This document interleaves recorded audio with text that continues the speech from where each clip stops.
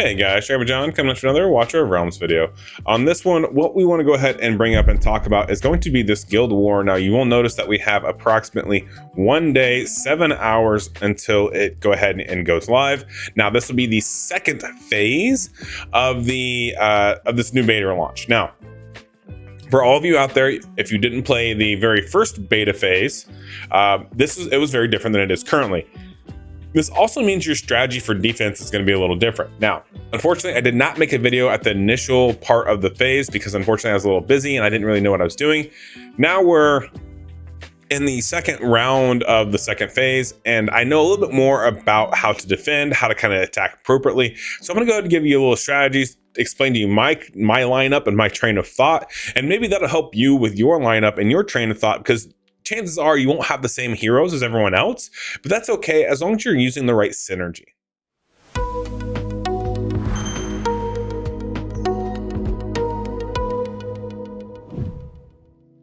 All right, so let's go ahead and let's just dive into it and start breaking it down, because I feel like that's going to be the easiest and best way to start doing this.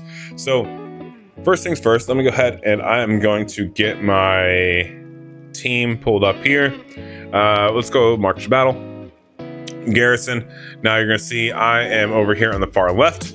You can see my team has been garrisoned right here. Now, let me go ahead and flip my camera. We're going to move myself over a little bit here. And transform, flip horizontal. Boom. All right, there we go. Now, with this being said, what we're going to be looking at here is you can see on my particular team that I have blocker, attacker behind on both, 1 healer, 2 ranged, both doing air. Okay, now this does not mean that you all need to do the same thing. This does not mean that this is the best ungodly composition. Now, this bottom team here is going to be a little bit powerful towards ranged, or I shouldn't say range, not very powerful towards like air units. Whereas this one's going to be able to cover 3 air units out of 5. So there's things to think about as you're trying to break these down and go, okay, you know what? Nope, this is what I want to do. Or nope, this is really, really what I need to do. It's just one of those situations where sometimes it just makes a difference on how you want to approach this if you want to go ahead and move forward for your defense. Now you'll notice team power here. It does make a little bit of a difference. It kind of represents how much you got going on here. Now, when we're looking at our characters, one of the things that I'm looking at personally when I'm building my defense is, one, how high is my HP, how high is my defense, and what artifact am I rocking? So in this case, we're going to be rocking the Ulog's Wall, increased block by 1, which is huge, because normally when you're playing these types of game methods, at least on this particular phase, you may face a really strong opponent, someone who's got great blockers, doing great DPS. But if you got a couple of fast units and a couple of just bulk units, you just wipe right by, right? Because normally your blocker can only block 3.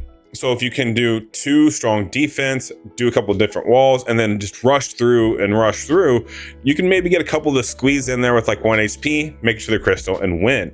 That's a strategy I use quite often. However, if you can increase the block by 1, that'll allow you to go ahead and keep them implanted there, right? For 2, this one particularly reduces damage that he's going to be getting, right? So every time he takes physical damage or magic damage, it's going to reduce it, which then means that the long shot ones, right, like the archers and the mages that are going to come in here that you're going to play, they're going to do a little bit less damage to the tank, which is huge, because you want to position him in such a way to where they're going to target him more than they're going to target your support and your other DPS. Now, one other thing to kind of notice here is just in general, what's it looking like? Like, what do you think you're going to be able to achieve with it, right? So he's going to be my blocker. I'm going to put arrogance behind him, which means I'm going to be doing a lot of damage as I can. Now, once again, artifact, I'm trying to pump out as much damage as possible here. Summoning this shadow guard and doing a lot of extra damage is going to be very, very helpful against their minions, which is going to allow me to go ahead and just kind of stay right there with that synergistic team. I've got Hatsa in here because she's going to do a crap ton of damage, especially because of she's going to ignore the target's defense and magic res, because of the artifact, which is going to be huge for me. On top of that, almost 100% crit rate. HP is a little low, but overall in general, we're going to do a crap ton of damage, and that's what's going to make the biggest difference. Now we do have Krya in here. I could probably swap her out, honestly. I don't necessarily need her, but the thought process here is AoE damage, right? So we've got single target blocker who's going to have an ultimate ability that will basically stone freeze everything, right? So he won't die. On top of that, he can freeze enemies around him. So that's huge too for stopping power to allow everyone to burst everything down. We got Arrogance, who's going to be doing some AoE when he procs his when he procs his ultimate, right? Yeah, when he procs his ultimate, he can do a little bit AoE as well. On top of that, he's just in general doing a lot of damage. So we got one AoE here, the single target. We got AoE and then essentially AoE, right? Like Hatset, I mean, with her ability, it just kind of trickled down effect here, but she is overall would be considered doing a lot of AoE like damage. So this means that I have a broad spectrum. Notice how when I started talking about this particular buildup of like, okay, what's this team going to be used for? Why is this team going to be useful? It's mainly because one, we're going to block 4 units, which is huge. That's a big increase. Even just having that one additional block, it really does make a big difference because most people aren't expecting it, right? They're going to look at this and go, yep, 3 and out, right? Not 4. Now, the other point that I'm trying to make here as well is simply AoE, potentially AoE, means you're going to burst them down fast, right? So the name of the game is literally burst down effect. Go fast. If you ain't first, you're last. If they've got faster attack speed than you, if they've got better DPS on their champions, because maybe they got a higher affiliate champion than you do, you could be in some problems. You can definitely be in the weeds. But you got to make sure you're maintaining your air to ground ratio as well, right? So like, for example, I have 3 units that can hit air. 3 out of 5. I would say that's a target. That should always be a target when trying to do anything with the guild teams. Like if you want to do good defense, you want to make sure that you're not going to get overrun by the airs, because what happens is, let's say for giggles, one of these guys gets killed, and on this particular team that leaves only say Hex, right? Hex is a great champion, massive damage. However, he's very much single target damage. Only going, and he's going to prioritize air, which is great. But if you do 6 air units coming at him, well, guess what? Valkyrie, she's not going to do anything, right? She doesn't hit air units. So she's not going to really do anything for you, right? So essentially, they're just going to fly overhead, no problem, go straight to your crystal. That's a problem. So really on my defense currently, even though I am using Valkyrie, and it's not necessarily a bad call because she is great AoE, but using like a Zilla2 would be helpful for me as well, because then I could place her behind it, and that's ground and air, and that puts my ratio more at the 3 level instead of the 2 level, right? So those are thoughts to take into consideration. Now, I am using King Horus, who is a very solid blocker. Now on this one, we are using the North's Will, mainly because I only have one Ulag's Wall. Now I may run some forging and see if I can't get another one, but ideally I would like to be running Ulag's Wall on him as well. So that way, once again, we go up to the 4. And because of his abilities, right, for the shields and everything else like that, it'd be really, really useful to go ahead and have him with these types of a setup. Now, another thing to kind of talk about when we go ahead and we edit these, now you'll notice that I only have 2 characters here that are the same faction. So if you can use a Lord and stack these up well, I would definitely do that, right? It's going to be advantageous. Like even if I wanted to really beef up, say, my Lightlock, swap Hollow for Lightlock, I could potentially do that. Lightlock does do decent heals, and that would then stack my bonus for my Lord, right? Same thing would be for like the demons if I wanted to use Torador instead and use some of those guys. It's just going to be what's your preference, but those are all things to kind of take into consideration. But every attack that I did on the war so far, if they followed my general rule of thumb up here, it was hard. I shouldn't say I lost a lot. Out of 12 battles, I've only lost 4 so far, but I struggled. There was some lot that I had to like quickly adapt and overcome as far as like how I was going to take them out. Now, if you're keeping both of your teams like this, what people see when they look at this and go, nope, I don't want to attack you. And that makes a big difference. So like, for example, when we look at like our guild allies and our contribution ratings, now mine's not the highest one up here. I'm at 13 out of our guild, but I've gotten defense has had 4 wins, and my offense was 12 wins, 4 defeats, unfortunately. Right now, the nice thing is those 4 wins, like that's kind of just one of those situations where those were great wins, but no one attacks me a whole lot because of that buildup. But my 12 wins that I got, you know what the lineup was that I went for? It was actually pretty simple. Essentially, when I went and looked at their lineups here, and let's see, maybe one of my teammates has got kind of a wonky one that I can point out here. Probably not, unfortunately. That would be kind of not nice of me. But anyways, I would look for 1 defender, 1 healer, and then all ranged DPS that were single target. If they had single target nukers, essentially, I was like, yep, that's the one I want.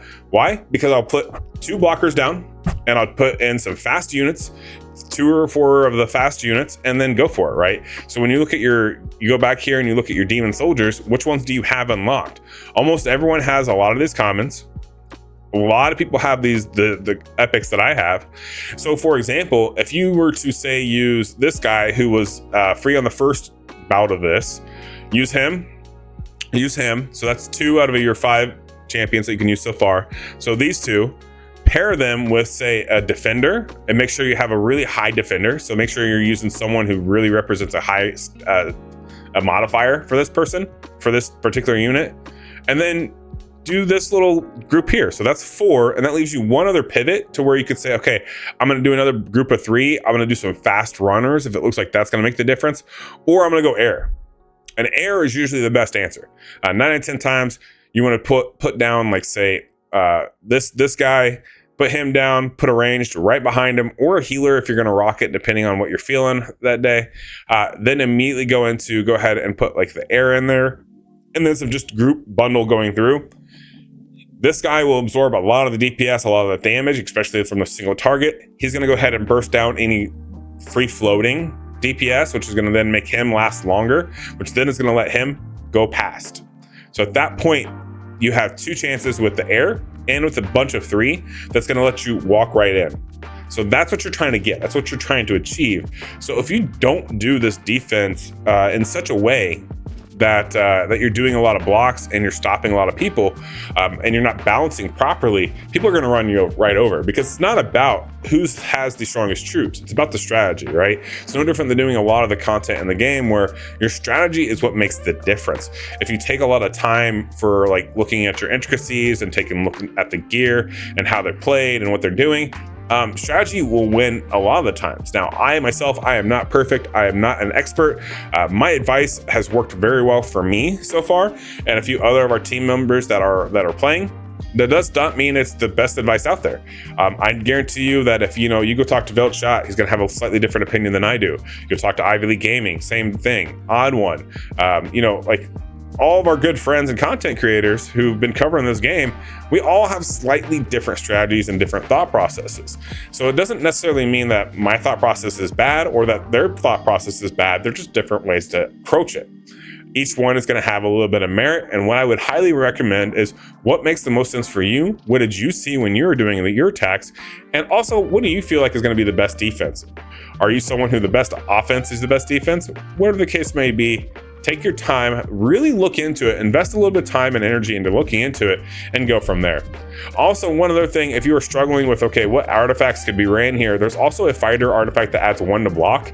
Would not be bad to have in there as well if you really want to make sure that you can block up to 6 units. Because if you are someone who is like me, or if opponent that is someone like me, I'm going to look at, okay, well, how do I get a group of 3 here, and say a group of 3 here and a group of 3 here, and just overload them and get past, right? So that'll help you out as well. But yeah, that's going to kind of do it for this video. I don't want to keep it super long. It's going to come out the day of the battle. You're going to have about 5-6 hours after this video releases to kind of get ready. I may release it a little earlier than I normally do, just to kind of like let people see it, wake up and see it before they go to work. Maybe they can make a couple quick tweaks. But yeah, if you enjoyed the video, please like and subscribe, comment down below.